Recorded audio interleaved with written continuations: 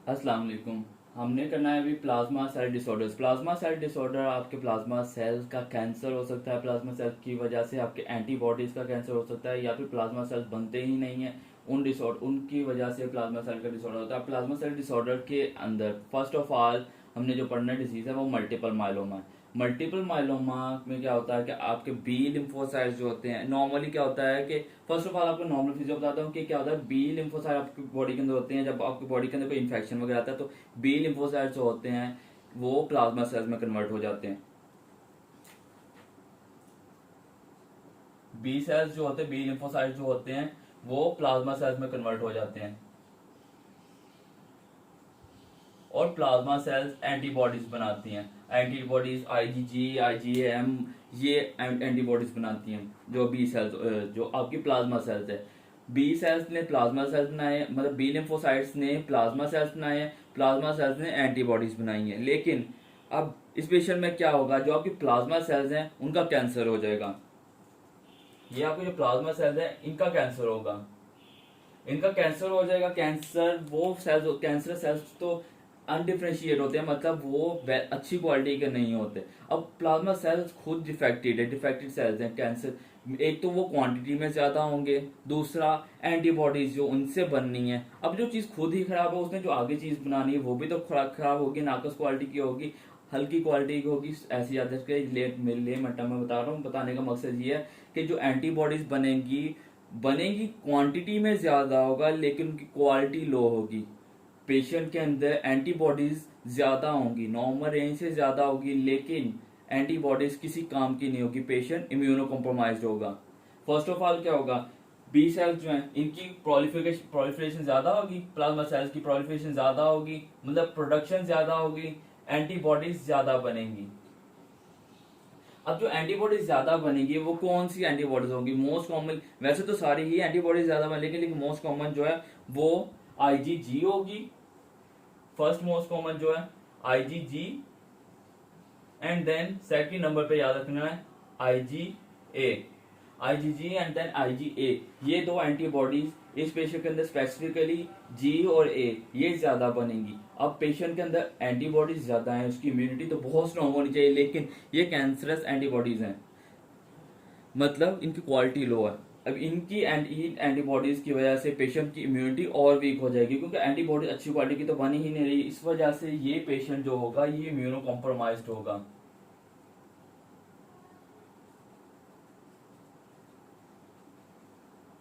Immuno compromise होगा, patient को infection होंगे। आपकी जब इम्यूनिटी ही वीक है तो पेशेंट्स को बार बार इन्फेक्शन होंगे। अब मल्टीपल माइलोमा कैंसर है। मल्टीपल माइलोमा आपके बोन मैरो से अराइज हो रहे हैं।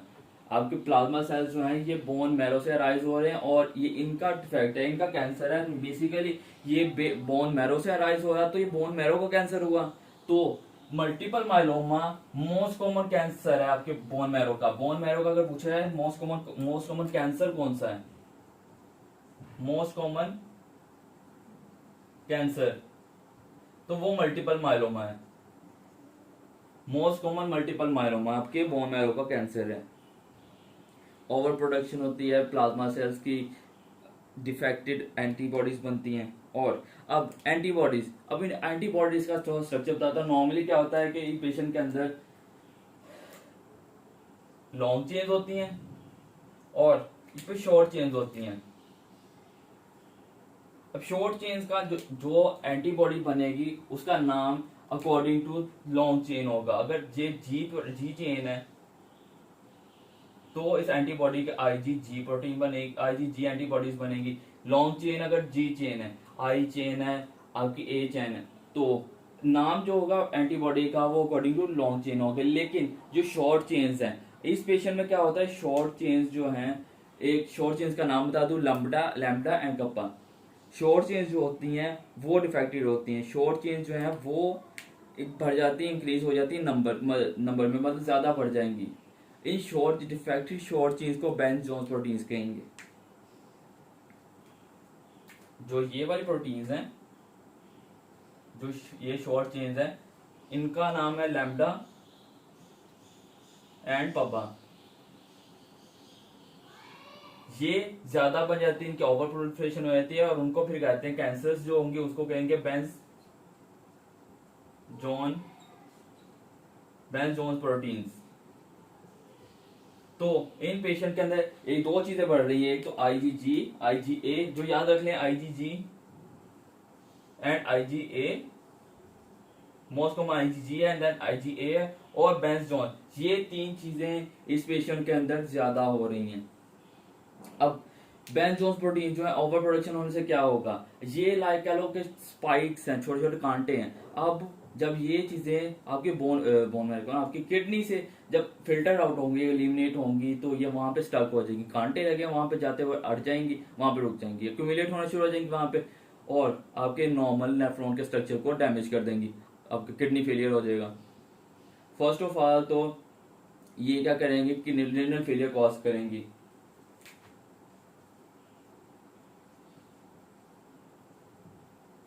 रीनल फेलियर कॉज करेंगे। सेकेंडली क्या होगा, अब जो प्लाज्मा सेल्स हैं बोन मैरो के अंदर है, बोन मैरो में प्लाज्मा सेल्स की क्वांटिटी बढ़ती जा रही है, एक जगह पे ओवर प्रोडक्शन होना शुरू हो गया। अब उनको जगह चाहिए, जगह करने जगह और चाहिए, तो वो वॉल्स के ऊपर प्रेशर लगाएंगी ताकि उनको स्पेस मिले और जो है बोन को तोड़ के बाहर निकलने की कोशिश करेंगे, जगह कम है अंदर, तो बोन्स फ्रैक्चर्स होंगे, बोन्स वीक हो जाएंगी, बोन्स फ्रैक्चर हो जाएंगे, बोन्स वीक हो जाएंगी और बोन्स के फ्रैक्चर होंगे, बोन के फ्रैक्चर होंगे, बोन्स वीक हो जाएंगी, वीक अब हुई है, उनको प्रेशर लग रहा है, मूव होंगी तो पेन होगी, बोन पेन होगी, इन पेशेंट को बोन पेन होगी,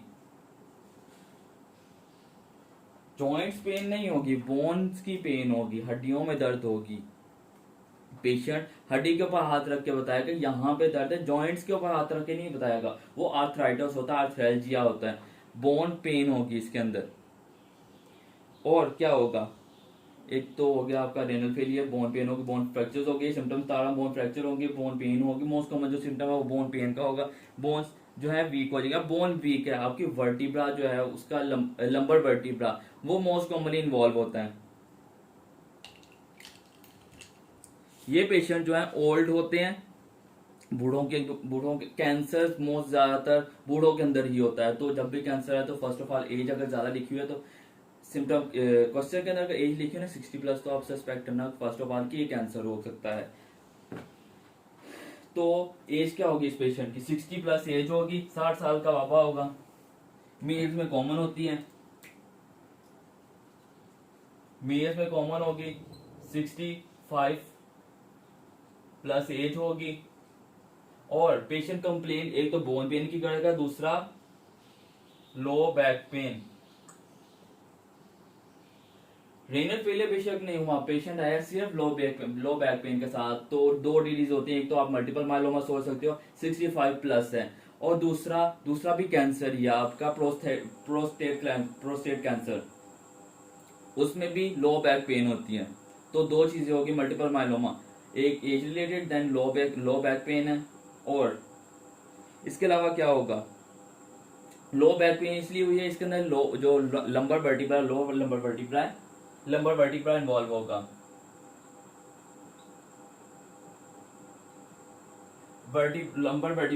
होगा। अब जैसे कि मैंने बताया था कि जो ये बोन मैरो है ओवर प्रोलिफरेट कर रहा है, ज्यादा बढ़ रहा है, बोन्स वीक होती जा रही हैं।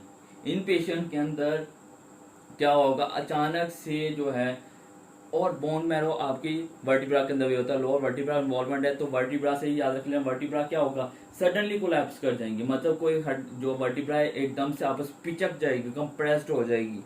तो इस पेशेंट के अंदर क्या होगा, कंप्रेस्ड आपको मिलेगी, कंप्रेस्ड फ्रैक्चर्स हो, कंप्रेशन फ्रैक्चर होंगे। वर्टिब्रा जब एक्सरसाइज करवाएंगे ऐसे होगा कि एक वर्टिब्रा मिसिंग है या पिचक गई होगी अंदर, तो कंप्रेशन फ्रैक्चर होंगे इसके अंदर।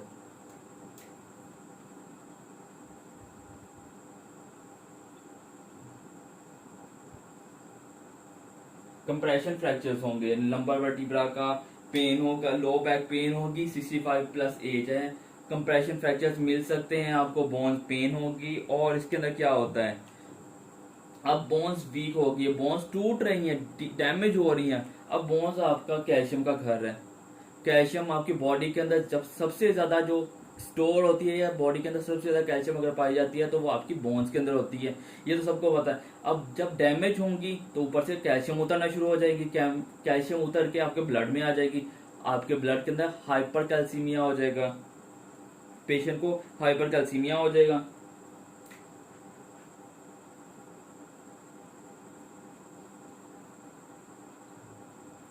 पेशेंट को हाइपर कैल्सीमिया हो जाएगा।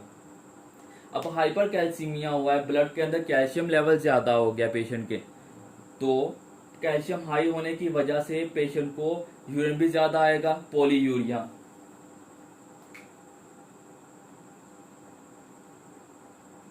पॉलीयूरिया होगा। अब यूरिन के अंदर कैल्शियम लेवल ज्यादा है, जब किडनी से, किडनी ऑलरेडी डैमेज है, किडनी के अंदर से पास आउट हो रहा है, क्यूमुलेट होना शुरू हो जाएगा, स्टोन्स बन जाएंगे, आपको किडनी स्टोन्स हो जाएंगे, किडनी स्टोन्स हो जाएंगे। तो दो कॉजेज होगी आपकी रेनल फेलियर की, एक तो शॉर्ट चेन्स की वजह से जो बेंस बॉडी बेंस जोन प्रोटीन्स बन रही हैं वो ही जाके स्टक हो रही हैं, वो भी आपके रेनल फेलियर कॉज करिए। सेकेंडली बोन कह रहा हूँ, आपकी जो कैल्शियम्स हैं वो कैल्शियम एक्यूमुलेट होना शुरू हो जाएगी किडनी के अंदर, तो किडनी स्टोन बनना शुरू हो जाएंगे। तो दोनों ही आपकी किडनी के सिम्टम्स आगे और वर्टिब्रा के सिम्टम आगे। और इसके अलावा क्या होगा, ये multiple myeloma long term disease है, बूढ़ों की बीमारी है, कैंसर आहिस्ता आहिस्ता प्रोलिफरेट कर रहा है, दिनों की बीमारी तो है नहीं है, क्रोनिक डिजीज है। तो इन पेशेंट को chronic disease, anaemia of chronic disease याद है, अगर तो अनीमिया जो है क्रोनिक डिजीज की वजह से भी होता है, तो इन पेशेंट को अनीमिया होगा। अनीमिया की एक कॉज तो होगी अनीमिया ऑफ क्रोनिक डिजीज। दूसरा क्या होगा, बोन मैरो के अंदर जो है सेल्स ज्यादा हो रहे हैं, डैमेज हो रहे हैं, दूसरे बोन मैरो को भी डैमेज कर देगा। बोन मैरो डैमेज है तो अनीमिया, वहां से भी आपके रेटिकुलोसाइट्स बनना बंद हो जाएंगे, आपके आरबीसीज बनना बंद हो जाएंगे, ब्लड के अंदर जो है एचबी, आपके बॉडी के अंदर जो एचबी है वो कम हो जाएगी, ड्रॉप हो जाएगी, तो अनीमिया हो जाएगा। तो दो कॉजेज हो गई अनीमिया की, एक तो अनीमिया क्रोनिक डिजीज और दूसरा बोन मैरो डैमेज। पेशेंट को अनीमिया होगा। अनीमिया की दो कॉजेज हैं, एक तो आ गया आपका anaemia chronic disease,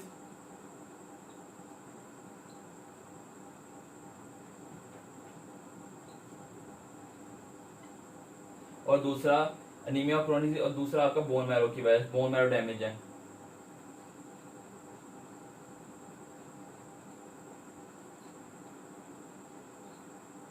bone marrow आपका डैमेज होगा, पेशेंट को अनीमिया हो सकता है। अब प्लाज्मा सेल्स जो हैं ज्यादा बन रहे हैं, ज्यादा बनेंगे तो ज्यादा टूटेंगे। अब प्लाज्मा सेल्स के अंदर भी यूरिक एसिड होता है, आरबीसी में नहीं सिर्फ होता, आरबीसी प्लाज्मा सेल्स के अंदर भी यूरिक एसिड होगा। यूरिक प्लाज्मा सेल्स ज्यादा बन रहे हैं, ज्यादा टूट रहे हैं, सारी बात है, ज्यादा सेल्स बनेंगे तो डेथ भी ज्यादा होगी, यूरिक एसिड ज्यादा रिलीज होगा, ज्यादा यूरिक एसिड रिलीज हो रहा, पेशेंट को गाउट हो जाएगा।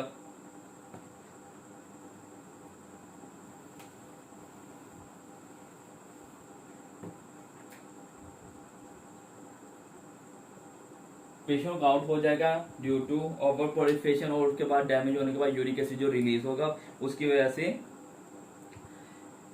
इसको गाउट हो जाएगा। अब इसके अलावा शॉर्ट की जो जहाँ पे शॉर्ट चेन्स बन रही थी पेशेंट को, वहां पे अगर वहां छोड़ो, पेशेंट के अंदर क्या, इस पेशेंट के अंदर क्या होगा, पेशेंट के अंदर आपकी लेस लाइकली क्या हो सकता है, इस पेशेंट के अंदर बेंस जोन्स की जगह आपकी अमाइलॉइड प्रोटीन्स बनना शुरू हो जाएं।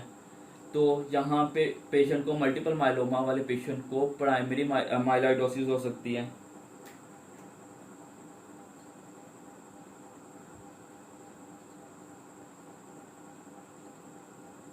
पेशेंट को प्राइमरी अमाइलॉइडोसिस होगी, याद रखना है इसमें प्राइमरी मत या फिर एएल माइलॉइडोसिस लिखा हो सकता है, दोनों की जगह एएल लिखा हो सकता है या फिर प्राइमरी अमाइलॉइडोसिस होता है। तो मल्टीपल माइलोमा के अंदर प्राइमरी अमाइलॉइडोसिस हो सकती है पेशेंट को।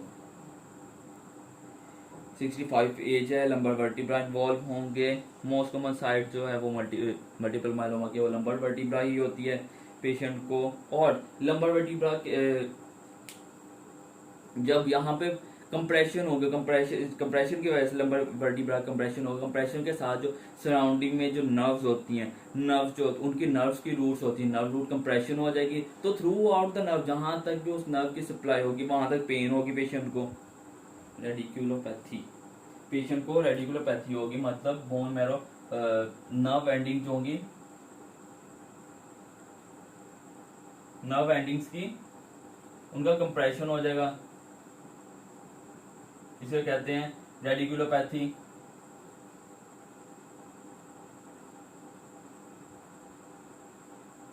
रेडिकुलोपैथी होगी थ्रू आउट द नर्व, जहां पे भी उस नर्व की सप्लाई होगी वहां पे पेशेंट को पेन होगी। एल्ब्यूमिन लेवल इस पेशेंट के अंदर नॉर्मल होता है। किडनी से सारी ही किडनी फेलियर, रेनल फेलियर है तो किडनी कुछ भी प्रोटीन्स को रीअब्सॉर्ब नहीं करेगी, लेकिन इन पेशेंट के अंदर एल्ब्यूमिन का लेवल नॉर्मल रहता है। पेशेंट को एल्ब्यूमिन लेवल ये नॉर्मल रहेगा, पेशेंट के अंदर एल्ब्यूमिन लेवल जो है वो नॉर्मल रहेगा। और जो दूसरी प्रोटीन्स हैं, बाकी सारी प्रोटीन्स फिल्टर आउट नहीं हो रही हैं और नॉर्मली भी फिल्टर आउट नहीं होती हैं। एल्ब्यूमिन प्रोटीन का लेवल बॉडी के अंदर नॉर्मल रहेगा और बाकी सारी टोटल बॉडी के अंदर जो प्लाज्मा होगा उसके अंदर जो सीरम प्रोटीन्स होती हैं, total serum protein level high हो जाएगा। ये एल्ब्यूमिन का लेवल नॉर्मल रहेगा, लेकिन टोटल सीरम का level, total serum protein level जो है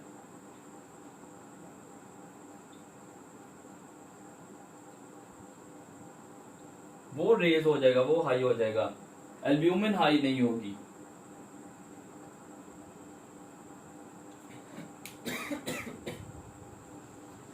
मल्टीपल माइलोमा के सिम्टम। अब मल्टीपल माइलोमा मल्टीपल माइलोमा वाले पेशेंट की कॉज ऑफ डेथ क्या होगी? फर्स्ट ऑफ ऑल तो इस पेशेंट को किडनी फेलियर हो रहा है और दूसरा इन्फेक्शन हो रहे हैं, तो मोस्ट कॉमन कॉज ऑफ जो डेथ होगी मल्टीपल माइलोमा वाले पेशेंट की वो तो रेनल फेलियर होगी। अगर रेनल फेलियर से नहीं मर रहा तो वो इन्फेक्शन से मर जाएगा। इन्फेक्शन होंगे इतनी दफा, तो मोस्ट कॉमन कॉज क्या होगी? Most common cause of death वो रेनल फेलियर होगा।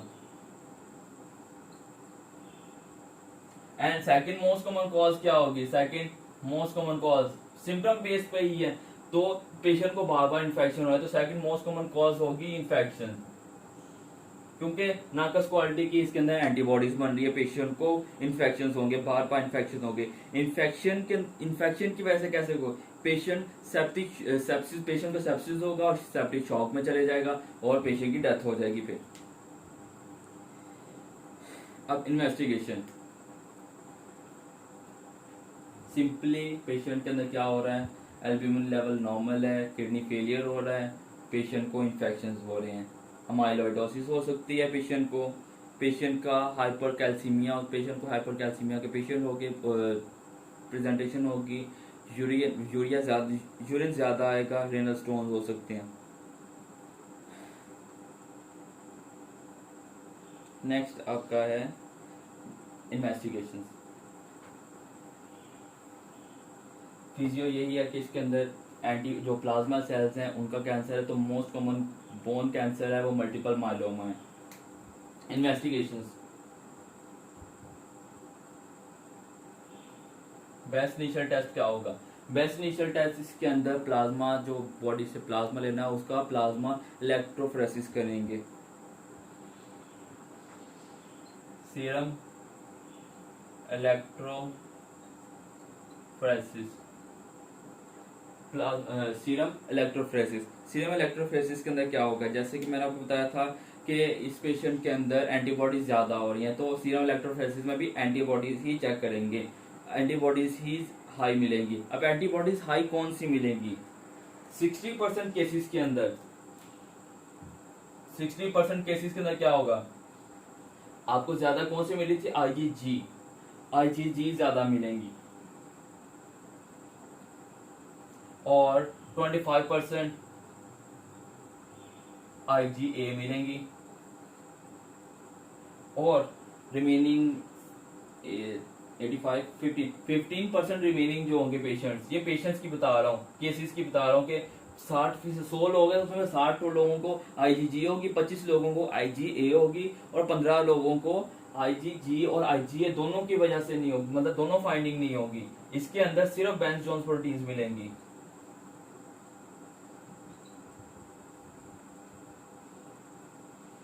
दोनों प्रोटीन्स 15% के अंदर, जो 50% जो पेशेंट है उनके अंदर नहीं मिलेगी। मतलब 60 लोगों को IgG मिलेगी, 60 लोगों के अंदर 25 लोगों के अंदर IgA मिलेगी, 15% लोगों के अंदर 15 लोगों के अंदर बेंज जोन्स प्रोटीन्स होंगी, ये नहीं होंगी। दूसरी IgG नहीं होगी, IgA नहीं होंगी। Most accurate test, most accurate test इसका इंपॉर्टेंट है ज्यादा। ऐसे बस याद रख लें, परसेंटेज वगैरह ना भी याद रखें तो IgG ज्यादा होगी, IgA कम होगी। मोस्ट एक्यूरेट टेस्ट क्या होगा? Bone marrow biopsy, bone marrow से ट्यूमर अराइज हो रहा है तो most accurate test bone marrow biopsy. अब बोन मैरो बायोप्सी के अंदर फाइंडिंग क्या होगी? प्लाज्मा सेल्स का डिसऑर्डर है तो इसके अंदर मोनोक्लोनल प्लाज्मा सेल्स जो हैं वो मिलेंगे। इसमें मोनोक्लोनल या सिंपली याद रख लें इसके अंदर प्लाज्मा सेल्स मिलेंगे और प्लाज्मा सेल्स की क्वांटिटी मोर देन 10% होगी। ये याद रखना है, मोर देन 10% प्लाज्मा सेल्स मिलेंगे, मोर देन 10% प्लाज्मा सेल्स मिलेंगे। और सीरम इलेक्ट्रोफोरेसिस के अंदर एक और फाइंडिंग होती है, आपको स्पाइक्स मिलेंगे, M स्पाइक्स मिलेंगे। मल्टीपल माइलोमा से याद रखना है, M for multiple myeloma, N for M। इसके अंदर सीरम इलेक्ट्रोफोरेसिस के अंदर M स्पाइक्स मिलेंगे, myeloid myeloma spikes, myeloma spikes कह लें या फिर मोनोक्लोनल स्पाइक्स कह लें, M स्पाइक्स मिलेंगी। ये फाइंडिंग होगी इसके अंदर, इलेक्ट्रोफोरेसिस के अंदर फाइंडिंग मिलेगी M स्पाइक्स की। 10% से ज्यादा मोनोक्लोनल प्लाज्मा सेल्स मिलेंगे और इसके अंदर भी एक प्रोटीन मिलती है CD138। बायोप्सी के अंदर ही आपको CD138 मिलेंगी प्रोटीन्स। इसके अलावा इस डिजीज का भी एक मार्कर होता है, वो होता है आपका बीटा 2, आपका बीटा 2 माइक्रोग्लोब्यूलिन। इस डिजीज की प्रोग्रेशन का, मल्टीपल माइलोमा की प्रोग्रेशन का भी मार्कर है, वो है आपका beta 2 gamma globulin, beta 2 माइक्रोग्लोब्यूलिन।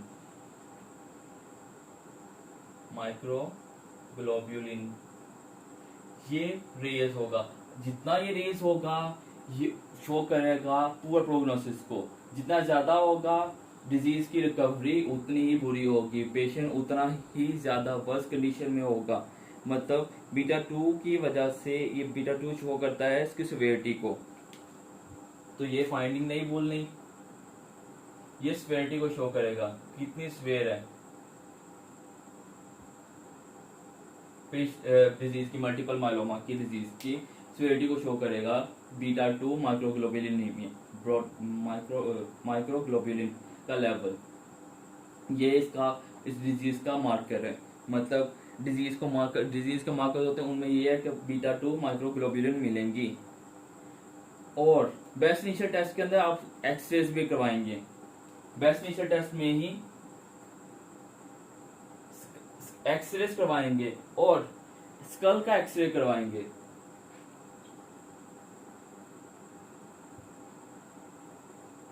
School X-rays करवाएंगे। बोन्स जो है वीक होती जा रही हैं तो स्कल की बोन भी तो वीक होंगी, उसके फ्रैक्चर तो नहीं होगा लेकिन इनके अंदर लेयंस मिलेंगे। लेयंस कौन से मिलेंगे? इसके अंदर लाइटिक लेयंस होंगे जगह जगह पे। पेशेंट के स्कल का एक्सरे चेक करना, एक्सरे के अंदर आपको लाइटिक लेयंस मिलेंगे, क्लियर कट आपको अंदर डैमेज बोन मिलेगी, पूरी की पूरी स्कल जो है वो डैमेज होगी। तो स्कल एक्सरे के अंदर लाइटिक लेयंस मिलेंगे। तो ये था मल्टीपल माइलोमा का इन्वेस्टिगेशन। स्कल का एक्सरे, एंटीबॉडीज का लेवल चेक कर लिया है एंड प्लाज्मा सेल्स का लेवल भी। प्लाज्मा सेल्स 10% से ज़्यादा होंगे, ये याद रखना है। आईजीजी का लेवल ज़्यादा होगा, देन आईजीए भी ज़्यादा हो सकता है। मोर कॉमनली याद रखना आईजीजी एंड एम स्पाइक्स मिलेंगे। इन्वेस्टिगेशन एम स्पाइक्स मिलते हैं, एम फॉर मल्टीपल माइलोमा, ऐसे याद रख लेना। अब पेशेंट का ट्रीटमेंट, ट्रीटमेंट में क्या करेंगे, पहले तो सिम्टोमेटिक ट्रीटमेंट करेंगे पेशेंट का। पेशेंट की पहली कंप्लेन होगी pain, bone pain most common का सिम्टम है। तो फर्स्ट सिम्टम सिम्टम्स को अकॉर्डिंग सिम्टोमेटिक ट्रीटमेंट करेंगे। तो पहले तो आप पेशेंट के पेन को कवर करेंगे, तो एनसीड्स देंगे, एनसीड्स देंगे for bone pen. Hyper calcaemia है, हाइपर कैल्सीमिया को ट्रीट करना है। हाइपर कैल्सीमिया को ट्रीट करने के लिए आप एक जगह पे सपोज कर लें काइंड ऑफ के पानी के थोड़े से पानी के अंदर 2-3 चम्मच नमक डालें, वो बहुत ज़्यादा वो कंसनट्रेटेड है, तो उसको डाइल्यूट करना है ताकि पानी के अंदर क्वांटिटी कम हो जाए, नमक कम हो जाए, तो उसमें और पानी डालते हैं या सादा पानी डालते हैं तो क्वांटिटी कम हो जाती है। वैसे ही ब्लड के अंदर अगर कैल्शियम लेवल बहुत ज़्यादा है, फर्स्ट ऑफ ऑल तो कैल्शियम लेवल ज़्यादा है, अब उसको डाइल्यूट करना, डाइल्यूट करने के लिए ऊपर पानी ऐड कर दो, तो आईवी फ्लूइड्स ऐड कर दो।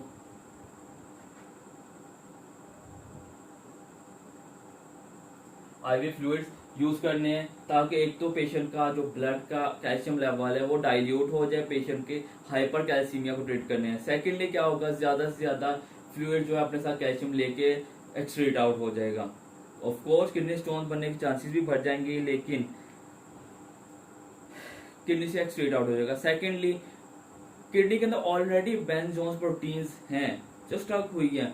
अब अगर किसी चीज के अंदर स्टक पाइप के अंदर फंगस जम गई, अंदर कोई चीज चिपक गई अंदर, तो पीछे से प्रेशराइज कर दो उसको। प्रेशर लगने से वो शायद वाली बात चांसेस हो वो भी उसको पानी का भाव, उसको प्रेशर उसको लेकर अपने साथ बह जाए, तो बेंजोस प्रोटीन्स की वजह से जो डिस्ट्रक्शन हो रही है वो भी रिड्यूस हो जाएगी। तो आईवी फ्लूइड्स के दो काम हो जाएंगे, एक तो कैल्शियम हाइपर कैल्सीमिया जो है वो ट्रीट हो जाएगा, दूसरा ट्रीट नहीं होगा, सिवियरिटी कम हो जाएगी उसकी, और दूसरा बेंजोस प्रोटीन्स का लेवल भी आपकी जो किडनी को डैमेज कर रहा है वो भी कम हो जाएगा। दूसरा, इसके बाद क्या करेंगे, अगर आईवी फ्लूइड से भी पेशेंट कवर अप नहीं हो रहा है, पेशेंट का कैल्शियम लेवल ड्रॉप नहीं कर रहा, अब ड्रिप नॉर्मल रेंज में तो जितना लगा सकते हैं लगा दिया है, अब इससे ज़्यादा तो नहीं है कि डाली जाए उसके अंदर पानी। अब क्या करेंगे, नेक्स्ट पेशेंट का कैल्शियम लेवल तो ड्रॉप करना है, तो उसके लिए क्या करेंगे, पेशेंट को बिसफॉस्फोनेट्स दे देंगे।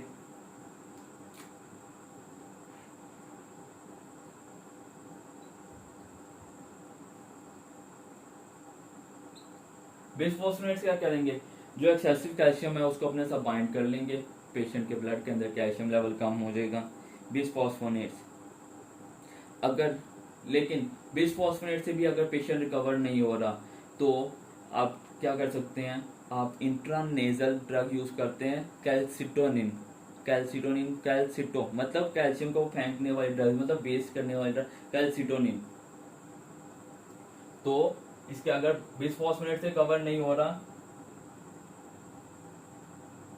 तो कैल्सिटोनिन यूज कर सकते हैं। कैल्सिटोनिन जो है वो आपको इंट्रानेजल यूज करते हैं, मतलब आप नाक थ्रू। और ये तो हो गया कैल्शियम का ट्रीटमेंट, हाइपर कैल्सीमिया होगा, बोन पेन के लिए एंसिस होगा। पेशेंट को सेल्स ज्यादा होने की वजह से, यूरिक एसिड हाई होने की वजह से गाउट भी तो हो रहा है, तो गाउट को भी ट्रीट करना, तो गाउट को ट्रीट करने के लिए क्या करेंगे, पेशेंट को जो यूरिक एसिड बेस्टिंग ड्रग्स देंगे। कौन सी ड्रग देंगे, आप एलोपिरिनॉल यूज कर लो, एलोपिरिनॉल यूज कर लो, रसबेरिकेस यूज कर लो अगर सीवियर कंडीशन है, वरना एलोपिरिनॉल इज इनफ, एलोपिरिनॉल यूज कर लें, गाउट का हो गया। अब पेशेंट के ब्लड के अंदर सेल्स का लेवल ज्यादा हो रहा, प्लाज्मा सेल बेशक डिफेक्टेड है लेकिन मास तो होगा उनका, ब्लड के अंदर प्लाज्मा सेल बढ़ते जा रहे हैं, सेल ज्यादा बढ़ते जा रहे हैं, रश बढ़ता जा रहा है, क्राउडी एरिया में से गुजरना मुश्किल होता है। इसी तरह जो प्लाज्मा सेल्स हैं वो वेसल्स के अंदर क्यूमुलेट हो जाएगा, रश बढ़ जाएगा, वहां पे प्रेशर जो वॉल्स है, प्रेशर लगने का, पेशेंट का बीपी हाई हो जाएगा, ब्लड प्रेशर रेज करेगा, हाइपरटेंशन। सेकेंडली पेशेंट को प्लाज्मा सेल ज्यादा और पेशेंट को हाइपर विस्कोसिटी सिंड्रोम हो जाएगा, जो हाइपरटेंशन बताया हाइपर विस्कोसिटी सिंड्रोम का ही सिम्टम है। तो पेशेंट को हाइपर विस्कोसिटी सिंड्रोम हो जाएगा। अब हाइपर विस्कोसिटी सिंड्रोम का ट्रीटमेंट क्या होगा, उसको जैसे डायलिसिस करके वेस्ट मटेरियल को एलिमिनेट करते हैं, वैसे ही ब्लड का भी डायलिसिस करना है और एक्सेसिव सेल्स को एलिमिनेट करना है। तो ब्लड का तो डायलिसिस नहीं होता, उसको कहेंगे प्लाज्माफोरेसिस।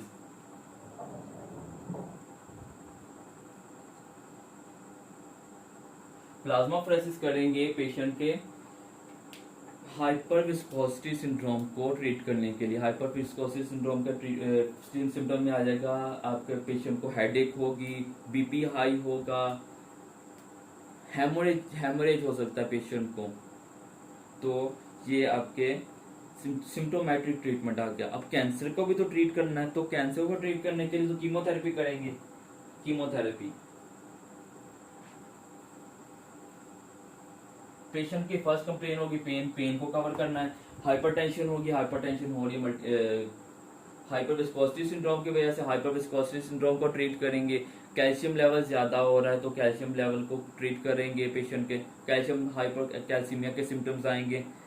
पेशेंट का किडनी रेनल फेलियर से बचाना हो तो पेशेंट को ये रिकमेंड करते हैं ना कि ज्यादा से ज्यादा पानी पियो, स्टोन्स बनने से बचाने के लिए। तो ज्यादा से ज्यादा एलिमिनेट हो जाए ताकि स्टोन्स को भी ट्रीट हो जाएगा, बेंजोन प्रोटीन भी एलिमिनेट हो जाएंगे जितनी हो सकी। अगर नहीं ठीक हो रहा तो आप बिस्फोस्फोनेट से दो, बिस्फोस्फोनेट से कवर नहीं हो रहा है तो आप पेशेंट को कैल्सीटोनिन दे दो। लेकिन अब जो मेन कॉज, जो पीछे तंग करने वाली जो चीज है वो मल्टीपल माइलोमा की, वो यही है ना प्लाज्मा सेल। तो उनको भी तो कवर करना, कैंसर को कवर करना, वरना सिम्टोमेटिक ट्रीटमेंट देने का तो कोई फायदा नहीं। तो कैंसर को किल करना है। दो ट्रीटमेंट होंगे। फर्स्ट ऑफ ऑल क्या करना है, जो एक वेसल है उसके अंदर से उसको प्लाज्मा को खरीद के उसको खत्म करके जला के उसको निकाल देना है, उसी का नया डाल देना है। तो फर्स्ट ऑफ ऑल कीमोथेरेपी करेंगे, कीमो करेंगे and then bone marrow transplant. उसके बाद बोन मैरो ट्रांसप्लांट कर देंगे। तो बेस्ट इनिशियली क्या करेंगे, फर्स्ट ऑफ ऑल कीमोथेरेपी करके जो bone marrow cancerous bone marrow है उसको रिमूव कर देंगे और उसी जगह फिर न्यू बोन मैरो लगा देंगे। तो ये ट्रीटमेंट हो जाएगा। अब कीमोथेरेपी में कौन सी ड्रग्स यूज करेंगे। कीमोथेरेपी में आप साइक्लोफॉस्फोमाइड यूज कर सकते हैं, एंटी कैंसरस ड्रग है, या फिर लेनालिडोमाइड। फर्स्ट ऑफ ऑल तो आप क्या यूज कर सकते हो, साइक्लोफॉस्फामाइड। लेकिन अगर ये ऑप्शन में नहीं है तो आप क्या यूज कर सकते हैं, लेनालिडोमाइड प्लस आपकी स्टीरॉयड होती है। वैसे बेस्ट जो होती है वो प्रेडनिसोन होती है, लेकिन यहाँ पे इस्तेमाल करेंगे डॉक्सी। यहाँ पे कौन सी यूज करेंगे, डेक्सामेथासोन, डेक्सा यूज करेंगे, डेक्सामेथासोन यूज करेंगे।